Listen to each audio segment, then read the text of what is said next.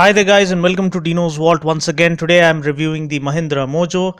Yes, it's a huge sigh of relief for all of us who have been eagerly waiting to get our hands on the well-priced 300cc Sport Tourer.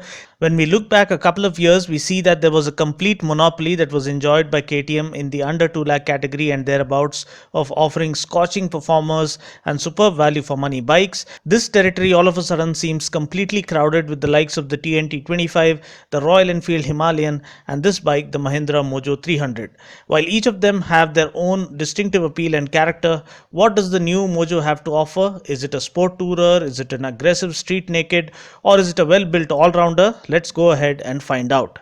The word Mojo means magical charm or sex appeal, and the bike with its unique design of a modern retro street bike does enjoy some exclusivity in terms of its visual appeal. The Mojo is based on the Malaguti MR250, a bike developed by an Italian motorcycle design and development consultancy called Engines Engineering for the Italian two-wheeler company Malaguti. Now, for those who aren't aware, Mahindra have already acquired the control stakes of Engines Engineering long back. Now, talking a bit about Mahindra's racing history, Mahindra Racing became the first Indian motorcycle constructor to participate in the FIM MotoGP World Motorcycle Racing Championship Series in 2011 and the Italian National Motorcycle Racing Championship in 2012. Mahindra Racing recorded top 5 finishes in 10 of the 17 rounds of the 2013 World Championship, as well as a pole position, 3 circuit lap records, and came third in the constructors rankings, which is a remarkable achievement in my opinion.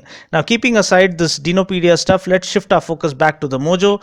The design is fresh and unique. It offers all the exclusivity you might be craving for now. The front headlamp housing along with the dual headlamps and the stunning looking LED strips remind me of the Wolverine from the X-Men. The chunky 43mm upside down front forks too lend the bike a macho look. Moving to the profile, the 21-liter tank doesn't look all that huge. It is well chiseled with knee recesses and looks pretty cool.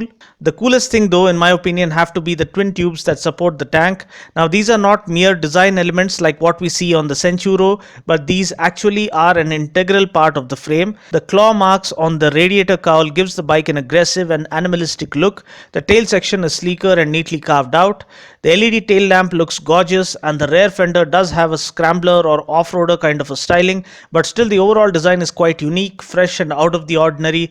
Overall fit and finish and build quality is quite impressive considering the fact that it is Mahindra's first attempt at offering a premium segment bike. The seat is very well laid out, and though the room for the pillion is not all that great, the seat cushioning is more than adequate to offer a comfortable ride. The handlebar and rider foot pegs are perfectly positioned to offer great riding ergonomics for long distance touring. The switchgear is of good quality and we do get a high beam flasher and an engine kill switch.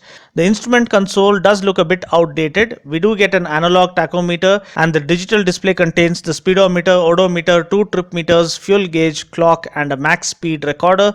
Talking about the engine specs, powering the Mojo is a liquid cooled 4-stroke single cylinder fuel injected 295cc engine. This puts out a max power of 27 PS at 8000 rpm and 30 Newton meters of torque at 5500 rpm, and it comes mated to a 6-speed gearbox.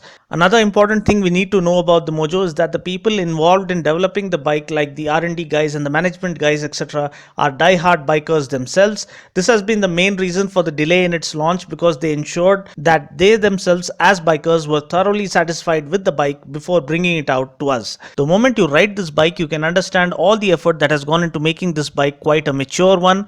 It is sturdy, stable and sporty all at the same time. Now, talking about my test ride experience, the exhaust note is nice and throaty, and I believe the bike I rode had the dB killers taken off.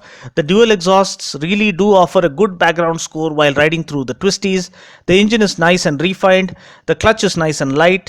The gear shifts are smooth and the throttle response is quite phenomenal. The bike has a good amount of low to mid-range torque, which is quite crucial for a tourer. The gear ratios are wider spread such that we can stay in each gear longer. We can cruise at triple-digit speeds comfortably without any vibrations being apparent. The bike offers good straight line stability at higher speeds thanks to the wonderful chassis and perfectly tuned suspension. At the same time, the bike is easily maneuverable through city traffic as well. Talking about the brakes, we get a huge class-leading 320mm pedal disc up front and a 240mm pedal disc at the back. ABS is missing, and I hope Mahindra would consider offering at least optional ABS in the future. The braking, even without ABS on board, is quite satisfactory. I found it to be quite decent, offering adequate bite. Talking about the suspension, up front we get the meaty 43mm upside down front forks with 143.5mm of suspension travel. At the back we get high pressure gas charged monoshock with internal floating piston and 143mm of suspension travel. The suspension is on the stiffer side to offer sportier performance, and it really does a great job of holding up well when you are pushing the bike to its limits. At the same time, when you are ambling around in the city, it isn't a backbreaker either. Talking about the wheels and tires, we get 17-inch wheels with Pirelli Diablo Rosso 2 tubeless radial tires, which offer incredible road grip. We get a 110 by 70 tire up front and a 150 by 60 tire at the back. Ground clearance is at an impressive 173.5mm to give you that added flexibility while touring. Seat height is 814.5mm, which is not too bad for shorter riders. Fuel tank capacity is an outstanding 21 liters, which translates into incredible tank range. Now, there is no official mileage claim as such, but I believe we can expect around 28 to 35 kmpl depending on our riding conditions, and it may vary as per our riding style. Please go through my mileage tips mentioned in the description portion below. Price ex-showroom Hyderabad for the Mahindra Mojo is rupees 1,69,600. So that's pretty much it for now. I just hope you found this video useful. Until next time, this is Dino saying ciao. Take care, God bless, and ride safe.